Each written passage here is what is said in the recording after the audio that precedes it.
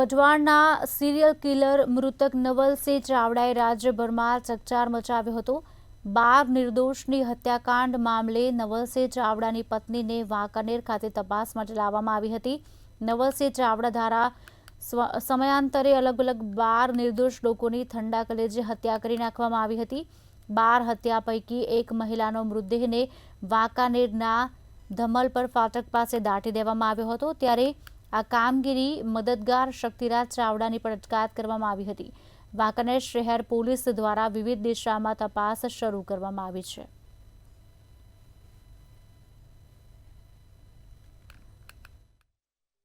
ચાર આરોપીઓના નામ ખુલવા પામેલ હતા, જે પૈકીના હાલ આરોપી સોનલબેન ચાવડા જે નવલસિંહ ચાવડાના વાઇફ થાય છે અને શક્તિરાજ ચાવડા જે નવલસિંહ ચાવડાના ભાણેજ થાય છે, એ બંનેની ધરપકડ કરી આગળની તપાસ વાંકાનેર સિટી પીઆઈ શ્રી ઘેલા ચલાવી રહ્યા છે।